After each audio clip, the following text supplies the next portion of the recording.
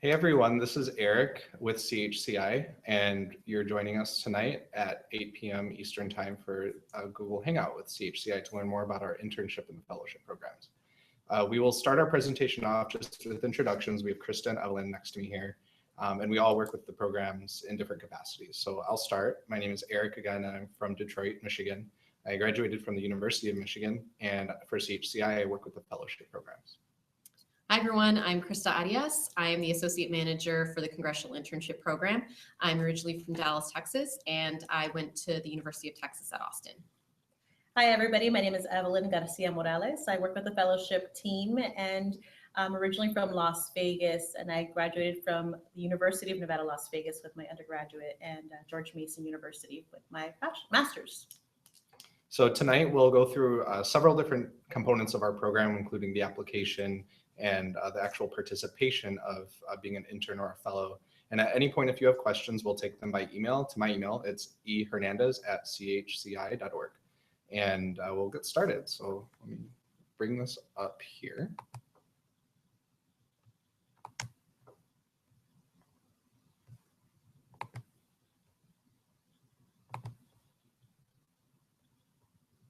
All right.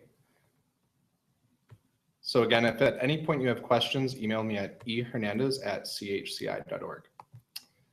So the agenda tonight, we'll start off with an introduction about what is CHCI, the Congressional Hispanic Caucus Institute.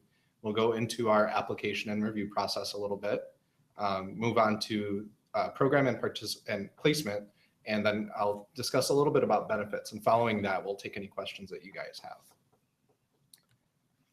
So to start with an introduction to CHCI, we were established by members of the Congressional Hispanic Caucus, which itself was founded in 1976, and it had the mission to address national and international issues and the impact that those policies have on the Hispanic community. A couple of years later, at the end of the next Congress, we were established as the Congressional Hispanic Caucus Institute with the mission to develop the next generation of Latino leaders with the vision of educated and civic-minded Latino leaders engaged in and contributing to all aspects of U.S. society. While CHCI originally started with its fellowship programs, we eventually grew to where we are today, where we now host our Congressional Internship Program. We have two different cohorts of the fellowship, the Public Policy and Graduate Fellowship programs. We also host several different high school events throughout the year, both in communities across the country and here in DC.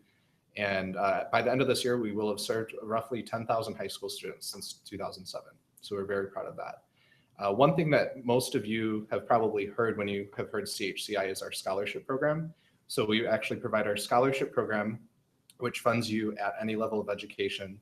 And we also have our scholar internship program, which is a kind of regional sponsorship where you can work as an intern and receive scholarship money at the same time. And now I'll pass it on to Krista to go a little bit into our application and review process. All right, everyone, I'm going to go over application review and to discuss eligibility and application tips. And again, if you have any questions throughout the presentation, go ahead and email Eric. His email is at the bottom left of the screen, ehernandez@chci.org. So first, let's go over the eligibility of each of our leadership programs. First, we have the Congressional Internship Program, which are for those who are currently undergraduate students.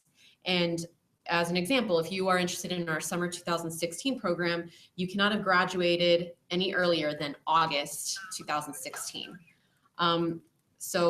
And now we look at our Public Policy Fellowship Program, which are for those who have recently graduated with their bachelor's degree, and you must be within 2 years of the program start date. So for our upcoming application, you cannot have graduated any earlier than May 2014. We then look at our Graduate Fellowship Program, which are for those who have graduated with their master's, PhD, JD programs. For this, you must be within 3 years of the program start date. So you cannot have graduated any earlier than May 2013. We look at the academic interests of our programs. We accept all academic disciplines. Everyone is welcome to apply.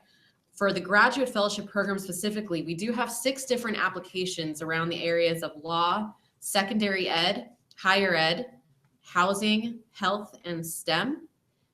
And you can apply to as many of those applications as you want, and you do not need to have completed your master's specifically in those interest areas. So definitely keep that in mind. You can apply to as many as you see fit. Also, for our citizenship portion, applicants must be U.S. citizens, lawful permanent residents, asylees, or individuals who are lawfully authorized to work in the U.S., and we also accept DACA recipients. Another thing to note is that family members of the CHCI Board of Directors or Advisory Council are prohibited from partaking in the CHCI programs. So now we're going to go on to our application tips. Again, if you have any questions, look at the email at the bottom right of your screen. We're going to discuss the best practices when applying to one of our CHCI programs. The first one I would recommend would be to start early. Start early when you're drafting your essays and creating your resume. You'll be scored on the writing based on your essays. So if we look at the second point, don't submit your essays without having someone read them over. Go to your writing center, ask for guidance on the writing as well as the resume format. Your resume should be one page, PDF preferably, and make a strong format. Definitely ask your friends, look at different tips that there are for creating a very strong resume, whether it's in your writing center or on the internet. Another thing that we want to emphasize is that for the essays, they're definitely not short answer. We want to make sure that you take time, put as much information in there as you can, and be creative. So if there's anything that you feel like is not reflected well in your resume or in the letter of recommendation, try to incorporate that somehow into your essay answers. When you're choosing the person to write your letter of recommendation, make sure that you choose someone that can really speak about you and really give us a good idea of who you are. And we score you on the letter of recommendation. So it's important to make sure you have a person that you truly trust and believe that will give you the strongest letter of recommendation. Also keep in mind that if you're interested in our graduate fellowship program, each individual application requires 2 letters of recommendation instead of just one. So say if you apply to both the law and the health graduate fellowship program application, then essentially you have the opportunity to have 4 different letters of recommendation. So that's something to think about when you're looking for those letters of recommendation if you're interested in our graduate fellowship programs. Now we're going to move on to our review process. Each application is reviewed by 2 individuals on our review committee, which is made up of alumni, members of the CHCI Board of Directors and Advisory Council, as well as professionals and CHCI staff. Each application is scored twice on the categories of academic performance, leadership involvement or potential, the writing reflected in your essays, as well as your resume and letter of recommendation. And also note that while we have a GPA preference that you may see on our website, we look holistically at each application. It's not based solely on GPA. We look at everything from the things that you're active with on campus, through your resume, your letter of recommendation, how well your writing is on your essay. So don't be discouraged at all if you see our GPA preference. We still encourage you to apply. We also look at our pool of applicants and create a cohort that reflects diversity in geography, family background, and areas of study. All right, so we're gonna move on. I'm gonna hand it over to Evelyn, and she's gonna be going over program and placement. And again, please let us know if you have any questions. Email e@hernandez@chci.org, also found on the bottom right of your screen. Thank you, Krista. So a lot of times when students are applying to our programs, they ask us what happens after a candidate has been reviewed, selected, and then they come to Washington, D.C. Well, this is what these next 2 slides, a couple of slides are going to describe to you, our Friday programming. So what do we mean by Friday programming? Our Friday programming is meant to, our internships and fellowship programs are meant to give you a robust experience in Washington, D.C. They're really meant to provide a hands-on working experience where you gain knowledge and skills and develop further interests, and also develop yourself as a leader. So while all of our participants in our internship and fellowship programs are placed in an office, and I'll tell you a little bit more about that in the next slide, work 4 days a week, and on the 5th day, which is Friday for us, they spend it with CHCI. And one of the things that what we call Friday, which is what we call Friday programming. Friday programming is a very intentional planning of curriculum that's meant to enhance knowledge, skills, and attitudes and ability and skills around public policy, service, and culture for our participants. So how do we develop that? Well, we put a lot of thought into planning participants' Fridays. And some of the things that we do are range from and vary from year to year. We meet with high-profile leaders, including members of Congress. We have meetings with secretaries of various departments. In the past, we've met with Secretary of Education, Secretary of the Department of Justice. I mean, there really is a range between elected officials, government officials, experts, and peers as well, because we really, again, want you to have a really well-developed, well-tuned experience here in Washington, D.C. A couple of other things, in addition to meeting with professionals and learning about their experience of how they kind of came to where they are now, we help bring in experts on public speaking and facilitation. We also provide training on the legislative process. How does government work? How does Congress work? We really do our best to give you, again, a really well-rounded experience. A couple of other things that we like to do too, which in addition to the hard stuff are some of the fun things that we believe are exciting and help you build community with your colleagues, because not only are you developing yourself through this program, but you're also creating a community of peers that what a lot of times ends up happening is that folks come through our program and they create an extra familia, a community of individuals who they lean on to support, not just during the program, but beyond. So some of the things that we do, we like to have socials and activities to bring staff and participants together. We also have trainings of documentary viewings on public policy issues. A couple of last month, we had a session on Latinos and Vietnam at PBS, where we watched a movie, a documentary, and then followed by a panel of Latino veterans. So that's one example. And then, of course, we visit public and private sector organizations. This year, this last semester, we visited Microsoft Headquarters Innovation Center here in Washington, D.C. We visited British Petroleum, BP, a couple of other nonprofit organizations include SEIU and the organizations of the like. Finally, the last portion of our Friday programming consists of networking, training, and experience. We really do our best to not only have you meet with CHCI trainers and facilitators. However, we also do our best to have you experience networking at its best, or building relationships with people outside of the CHCI network. So we organize either activities, networking events, happy hours with groups, any opportunity that we can to kind of give you an experience of meeting with someone else from DC as well. Okay. So what happens once you're selected? You know what happens more or less. You have your time frame. What will happen? What we CHCI likes to talk about is the placement process. Once you've been selected, CHCI works with you as soon as you're selected to prepare for your arrival. That means onboarding you, and one of the ways that we onboard you is to help you prepare for your prospective placement.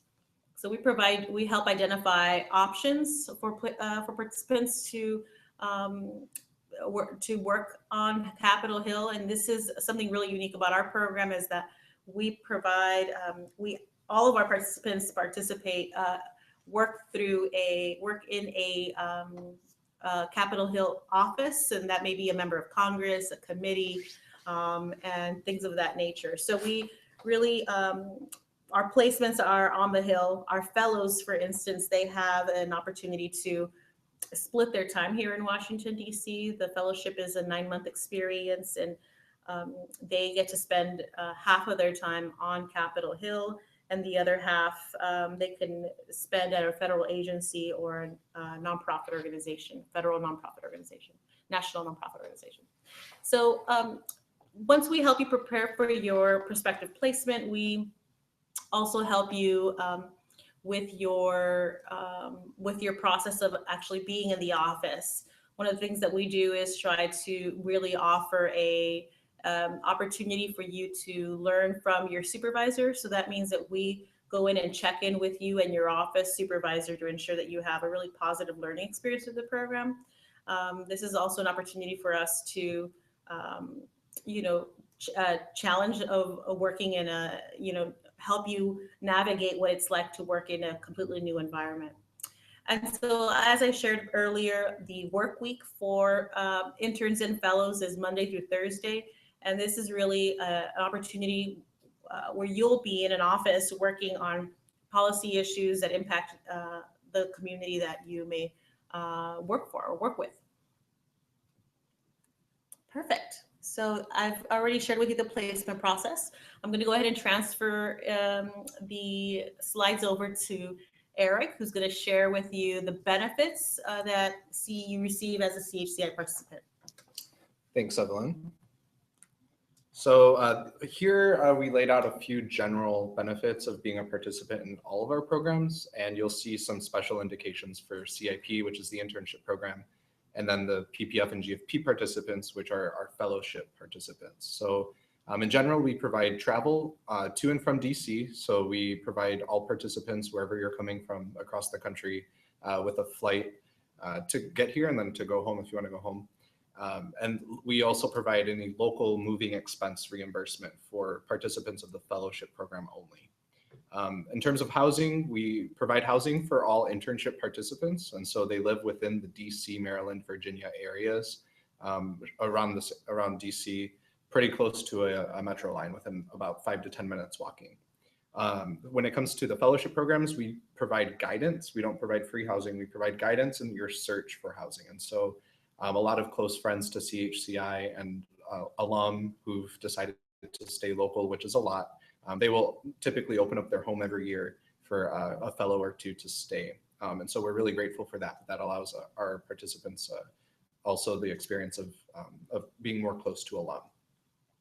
We provide regional transportation benefits to all participants. So you'll get a stipend every month on the first of the month that helps to account for any bus or metro expenses. So the metro is kind of like our subway. We also provide healthcare for all participants. So we provide vision, dental, and medical benefits to everyone, and also including DACA recipients. Specific to the internship program, when it comes to academic credit, and I got a question from somebody already about academic credit. We do encourage you to pursue credit through your institutions, and so that might be something similar to an out-of-class learning experience. It might be a core credit, an internship credit. And so we really encourage you that if you want to participate and think that that's a hindrance, to first speak with your advisor, because more likely than not, you'll be able to get a credit in some way. And a lot of our interns come here with the requirement of writing like a blog or writing an essay based on their experience. And so you might find that that's something similar, but we really encourage you to speak to your advisor about that because that shouldn't hold you back from participating if you really want to. For the internship compensation, we provide all participants a stipend, and that stipend comes twice a month in the amounts that you see on your screen. So if you're a summer participant, that summer is a little bit shorter. And so then the spring and the fall, which is anywhere from 10 to 12 weeks, you get a little bit more. Along the lines of professional development, while you're here, you'll get a lot of professional development advice on networking. We'll typically match you with our public policy and graduate fellows to do a critique of your resumes, and we actually bring in folks who do this as a profession to critique your resumes or give advice on how to structure a resume, how to speak about your internship experience if this is perhaps your first one. So we provide that specifically for the congressional interns. When it comes to the fellowship program, we have a bit different benefits, and they're along the lines of expecting that you'll need the experience to help you prepare to find a job immediately after. And so the graduate fellows, you are responsible for writing a policy paper specific to your discipline. So if you're a STEM fellow, it focuses on a STEM issue, a STEM federal policy issue. Same with health or education and the like. And you're also responsible for facilitating a panel discussion, which occurs at the end of your 9 months here with us. For the public policy fellows, as a participant in that program, because you're here at the same time of the graduate fellows, you're responsible for supporting a graduate fellow. And typically that support comes in editing or researching for that policy topic. So a lot of finding information or providing edits or feedback on kind of the format layout of the paper itself. Next, you also get a stipend, and again, that comes in gross twice a month. So you'll see the amounts on your screen respectively for the public policy fellow participants and the graduate fellow program participants. Along the lines of professional development, we provide funding to public policy and graduate fellows. So that's for you to use over the 9 months if you wish to go off to a conference. If there's a local conference to DC, there are a lot every month, and any trainings as well. So if you're required to do like a public speaking training or like a data mining training or something like that in order to promote your professional career, we encourage you to do that and provide the resources for that. The graduate fellows, also specific to your papers and your panel discussions, we provide a consulting team through CHCI, and that consists of folks who do edit your papers for you, format your papers, provide you feedback on the policy content of your paper, and that begins almost as soon as you're accepted to the program. So we do get you started really soon on that, and it's all to make sure that 12 months out from that point that you have a very solid writing sample for something. The next benefit is that at the end of the program, you'll become part of our alumni association almost immediately. And so that number you see on the screen is based on our programs as of the end of this fall's internship class. So hopefully next year that'll be closer to about 3,500.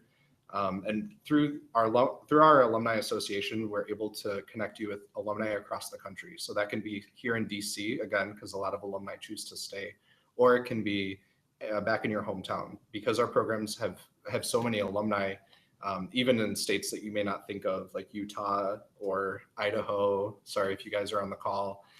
We just don't have a lot of alumni there. But because we now have so many who've left the program, they've gone back home and done great things, we can connect you with them.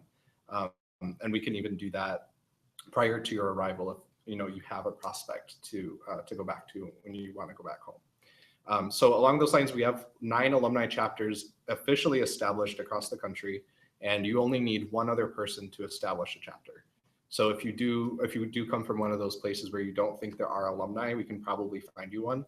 And once you finish the program, you'll be able to go back and make sure that you stay active back in your home community. When it comes to the program, our participants are all required to conduct community service during their time here. So for the interns, you're required to do 10 hours. And for the fellowship program, it's a requirement of about 20 hours. So you're able to find places local in DC, like soup kitchens or shelters, things like that. And that will typically happen with alumni just because you're in that sort of social setting with them during your time here. And as alumni, you're CHCI's strongest asset. In 2014 alone, we had a good amount of money raised specifically by alumni for our programs, and more than 1,000 hours donated to the internship and fellowship programs. So we really do lean on the support of our alumni and their active participation, and we're happy to say that we have such active participants.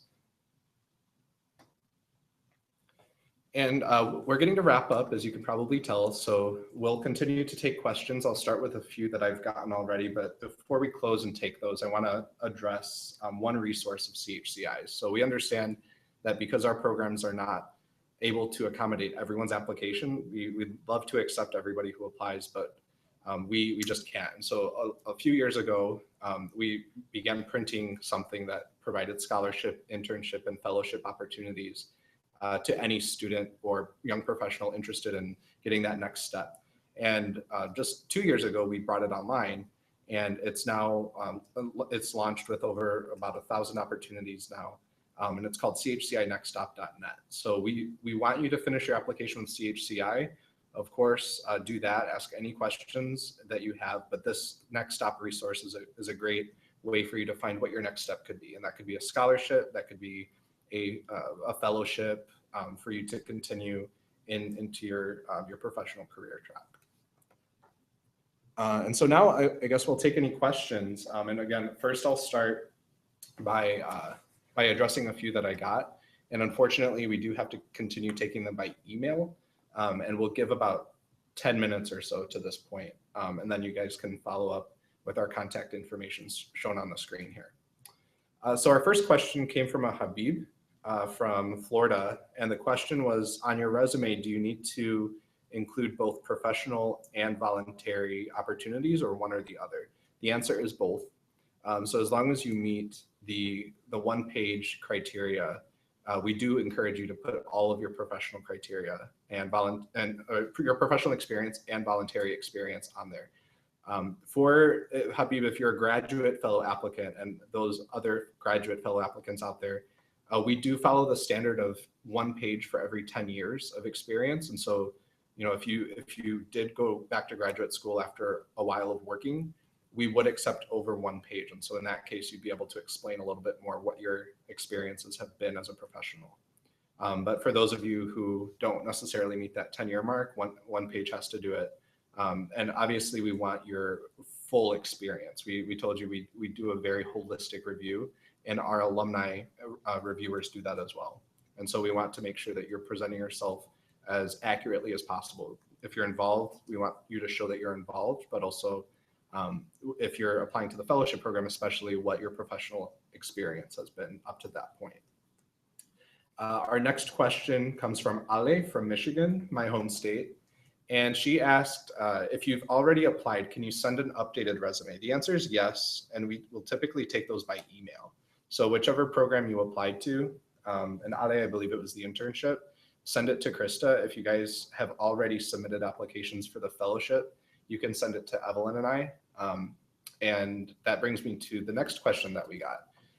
What if you need to update your application?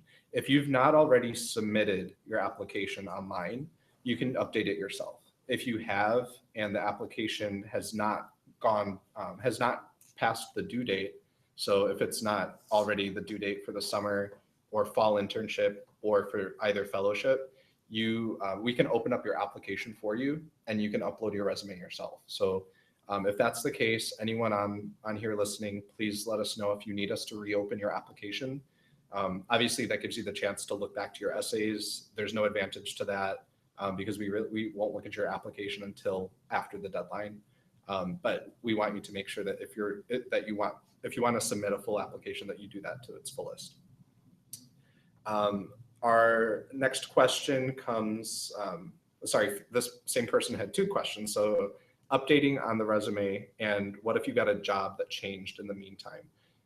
If that's the case, and that's the reason you need to update your resume, that's really the only place you could reflect a change in jobs. So we would encourage you to do that, and we would want you to we would want to reopen your application for that reason particularly. The next question comes from Marcos out of California, and his question is there an interview? And that's a very good question that we didn't address here, but the answer is yes and no. And so for the internship, we don't interview candidates. That selection is done completely different from the fellowship, just because we typically get so many applicants.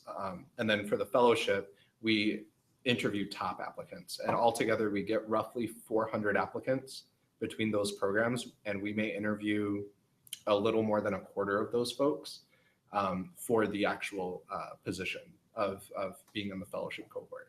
And so keep that in mind, that there's no initial interview up until the point where you're invited. And if you're invited for an interview, you met a good amount of the criteria required by our review committee and by the criteria that we have for the program.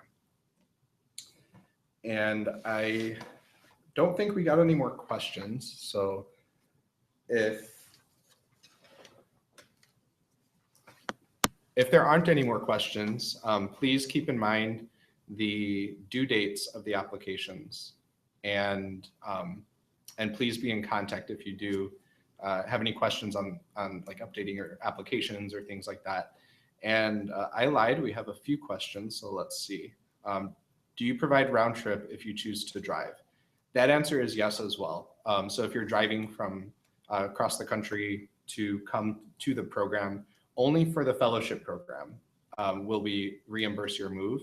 That move is reimbursable up to $500.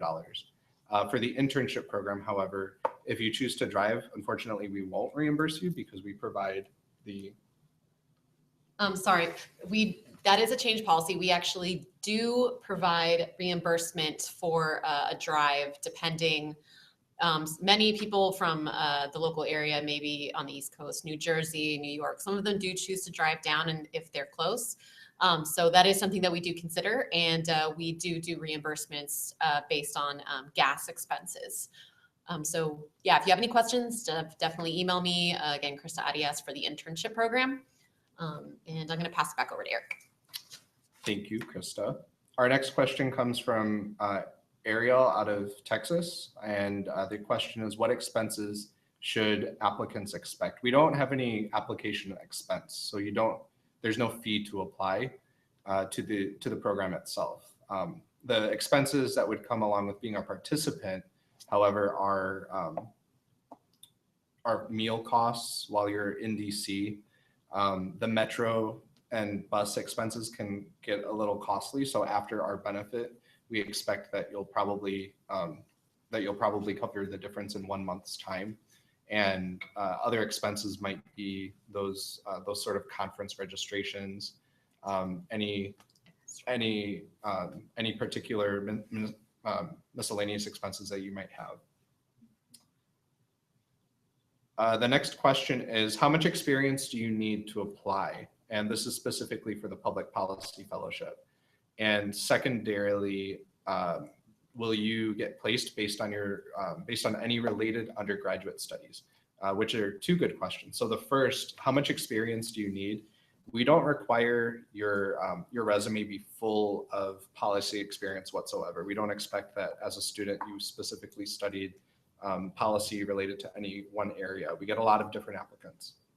And because we also have different criteria based on kind of discipline within that, along those same lines, we don't focus on just one area. So not just poli-sci, not just engineering. We do look to both of those as individual criteria. So your experience would really need to be related within that field. We expect that because you majored in that your work following undergrad was related in some way, or your volunteer experience and extracurricular involvement was also related to your interest in public policy issues. The fact that, or the question if you're placed in an office based on your undergraduate studies, that answer is no, not necessarily. Sometimes you'll be interested in working with a Senate or US representative office because they're from your home state, which is actually more typical than not, because of the fact that this may be your first professional experience and you're more knowledgeable of stuff going on back home, things like that. For the graduate fellows, because you all come with a graduate degree and typically a little bit more research and or work experience, and this is not the case for the others, but we'll typically look to your professional interest and your professional experience. So for example, if you worked in a hospital under a researcher, or you published a paper, we'll look to those to be indicators of what might be a good placement for you. And we won't really know until you're admitted to the program and we get to that conversation, but we do consider that. The next question is from Christian. So do we require references on your resume? That answer is no as well, because we do have a one-page requirement. We need to make sure that you're filling it with substantive content, and contacts of references aren't necessarily required there. We really want to see what your volunteer experience has been like and your course experience. So we want you to highlight projects that you've been part of, for example. We want you to highlight working with a professor, volunteering back home during the summers, studying abroad, things like that. And we don't really need references for those things. The next question is from an internship applicant. And so on your resume, if your resume is more than that 1 page maximum, is there a way that you can fix it to send an updated one?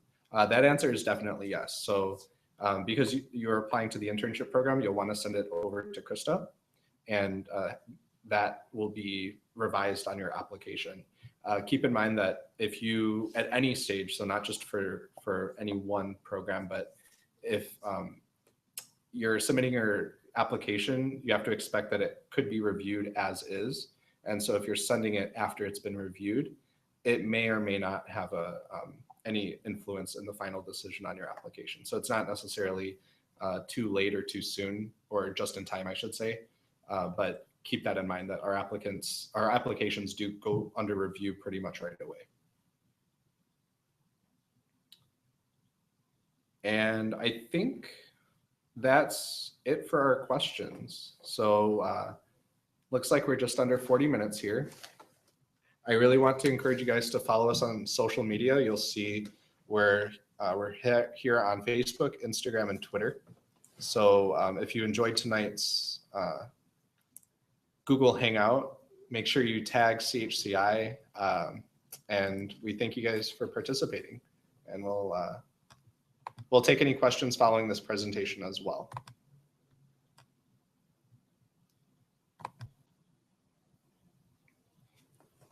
Take care, everybody. Thank you.